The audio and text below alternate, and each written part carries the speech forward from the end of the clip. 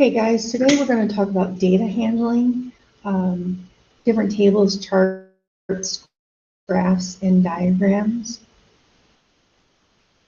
These are some of them: tally chart, frequency chart, pictogram, bar chart, bar line, pie graph, or pie chart, and line graph.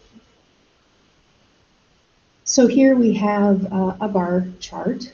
Notice it has a title, and it has the y-axis has numbers with the title, and the x-axis has words, which are days of the week.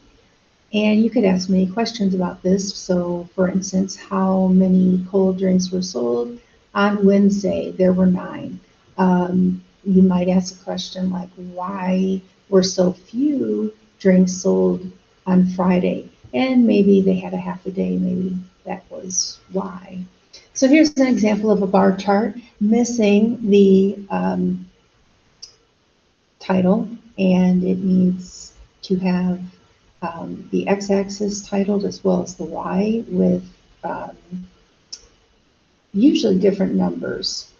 So these actually could be, but they are different ways to do numbers: by 1s, by 2s, by 5s, by 10s. Some pictures of various types of charts and graphs. So here's one: a group of children describe their teddies: small and green, large and green, large and blue, large and yellow, small and blue, large and red, small and red. They want to know which color teddy they have the most of. They want to know which is the most popular color. So they could be drawn out here, but not very easy to tell just on a first glance. So we can use a pictogram. And we have each color of teddy on the bottom. On the side, we have the possible numbers of teddy, and then it is labeled as bears. Here we put the pictures. There are 4 teddies that are blue, 3 that are green, 1 red, and 2 yellow. Very easy to see. So a pictogram helps to make the information clearer. A bar chart in a simple table. Here's a bar chart showing different types of toys. You can see there are 2 cars, 4 bears, 3 blocks, 5 dolls, and 5 balls. Here they put in 2 dots for the cars, so we would put the corresponding dots here: 4 for teddy bear, 3 for blocks, and 5 for both dolls and balls. Pie charts. This is a way of representing data. Here is an example of a pie chart. It is for shoe sizes. We're talking about a store selling these different shoe sizes. Which size is the most common? As you can see, it is the black, so 6. What fraction of the sales was size 5? So it looks like about 25%. Which shoe size has about the same number of sales? It looks like these 2, 3 and 4. How can we draw a pie chart? Here it is showing an example of different types of shoes. If you add up all of them, they equal 70. And for the calculations, we take the number of sandals and divide it by the total of 70. And we're going to multiply by 360 degrees because that is the number of degrees in a circle. When we do those calculations, we come up with 51%. All of these should add up to 360%. In order to draw a circle graph or a pie graph, called both, to do it correctly, you would use a protractor. Make sure it's right in the center of the circle, and you would measure out 51% because that is the first one for sandals. 51 degrees, I'm sorry, not percent.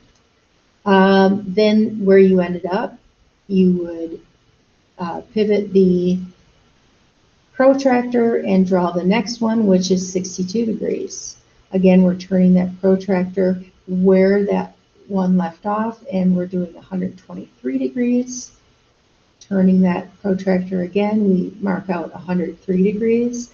And finally, we mark out 21 degrees. Here it's all finished with colors in to show which types of shoes. So you see that sandals are white, pumps are green, boots are purple, trainers are blue, and stilettos are black.